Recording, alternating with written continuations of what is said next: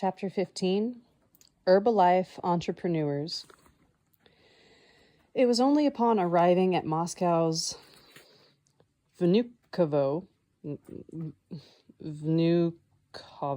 airport that I realized my funds were rather low.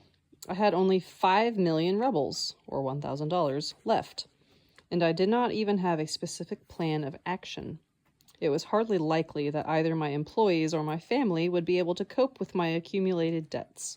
They would have to sell the company's assets, meaning I could not look to home for any assistance. I had remained in Novosibirsk, of course. Had I remained in Novosibirsk, I could have worked things out.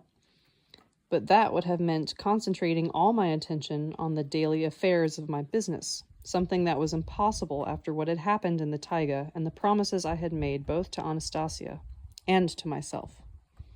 Indeed, by this time it was hard to determine whether my actions were being guided by my own awareness and desire or by Anastasia's influence. One thing was crystal clear. I was bankrupt. Having witnessed countless similar situations among my colleagues, I knew there was nobody that I could turn to, either friends, relatives, or former employees. They would all avoid you like the plague. You can spend 10 years of your life being a hero, and then just one little mistake can put you in the doghouse and make you a non-person, despised by everyone you know. It's happened to a lot of prominent entrepreneurs.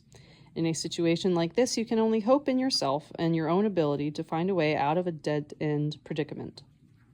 After leaving my bag, containing a sweater, some shirts, and a few other trifles, at a hotel, I started tramping around the streets of Moscow.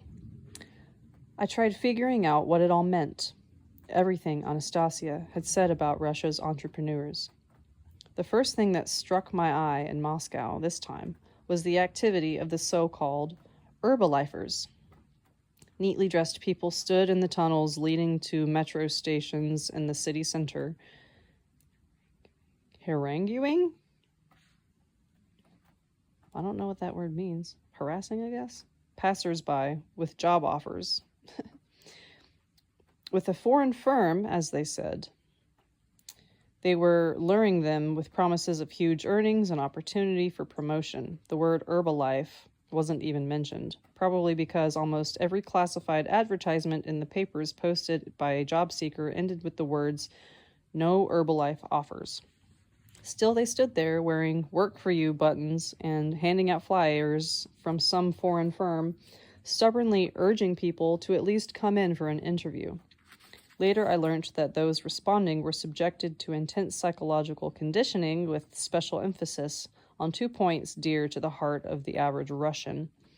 First, seminar speakers would make a big thing of telling how they or their relatives, for example, received a fantastic healing with the help of this Herbalife from overseas, with the implication that any potential distributor could also engage in the noble practice of treating people's ailments.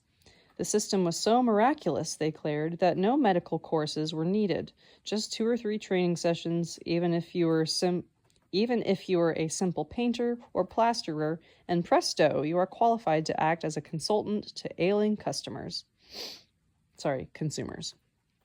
Same thing. Secondly, they made a point of telling stories with examples of how one could get rich through promoting and distributing Herbalife products. This meant buying at least one package for starters with your own money, then finding someone else and convincing him in a one-on-one conversation of the fantastic benefits of using Herbalife, then selling it to him at a slightly higher price. Pyramid scheme. At the same time, you needed to keep recruiting more distributors, getting a percentage from each new recruit. The more recruits you attracted, the higher you would rise in the hierarchy, and the more money you would accrue to you. You would reach a point where you yourself wouldn't have to do any of the actual distribution work. As an entrepreneur, I soon realized that one thing very clearly: money did come showering down in a rain of gold, but only for the person at the very top of this pyramidal system and his closest collaborators. The whole long chain of distributors, divided into so-called levels, survived only thanks to each level benefiting from its own price markup. And it was all paid for by the one at the very bottom, the consumer who believed in the miracle properties of this product. In some cases, the price increased by 12 times. The actual distribution keeps rolling along nonstop thanks to the huge number of agents using their own accounts of healing to win the trust of their fellow Russians and make them believe in the miracle properties of Herbalife. A system like this is capable of selling even the ashes from one's stove. Any complainers are simply told that they have somehow misunderstood the instructions on the label or not followed them closely enough. This system is especially effective in our country, where people are accustomed to getting the most reliable information from trusted friends and acquaintances rather than through official channels.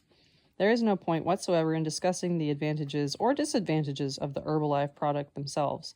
That is a long story. I can say only one thing with absolute certainty. All the fervor of the distributors telling about their own healing disappears as soon as they realize they're not going to get any money from you. In that case, you'll start hearing a whole string of counterexamples such as, "It's nothing but a load of crap." This distribution system was invented in the West. Managed from the West, it lures in all sorts of unemployed Russians. But these are not our entrepreneurs. And now I shall tell you of yet another gimmick invented by Western businessmen.